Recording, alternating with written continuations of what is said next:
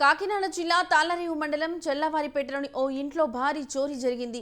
బాధితుడు సురేష్ తన కుటుంబ సభ్యులతో కలిసి సినిమాకు వెళ్లిన సమయాన్ని ఆసరాగా చేసుకున్న దొంగలు దోపిడీకి పాల్పడ్డారు. ఇంటి వెనుక వైపు తలుపును బద్దలు కొట్టి దుండగులు లోపలికి ప్రవేశించారు. అనంతరం బెడ్రూమ్లోని బీరువాను పగులగొట్టి అందులో ఉన్న సుమారు 6 కిలోల వెండి వస్తువులను అపహరించారు.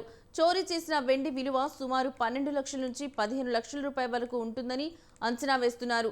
బాధితులు వెంటనే పోలీసులకు సమాచారం అందించారు. ఘటనా స్థలానికి పోలీసులు చేరుకుని ఆధారాలు సేకరించారు. నిందితులను త్వరలోనే పట్టుకుంటామని ఎస్ఐ తెలిపారు.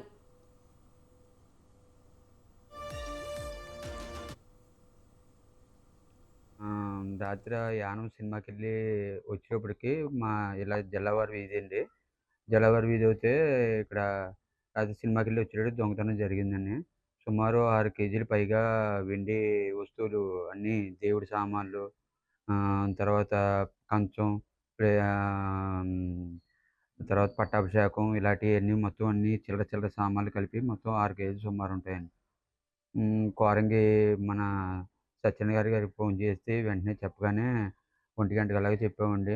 వెంటనే 10 నిమిషాల్లో వచ్చి అన్నీ చూసుకొని ఇయన్నీ చేశారండి. మొన్నటి పొద్దున మంగళవారం నాడేమో వచ్చి డాట్ స్కాన్ వచ్చి డోర్ ఓపెన్ చేసేటప్పటికి పక్క డోర్ ఓపెన్ అయిపోయి ఉందండి.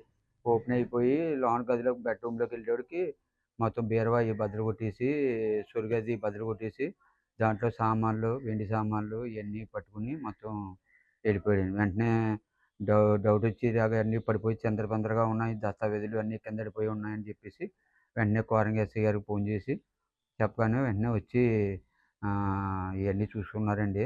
ఇవాళ పొద్దున్నొచ్చేమో మంగళవారం పొద్దున్నొచ్చి వేలి ముద్రలు ఇయన్నీ మొత్తం అన్నీ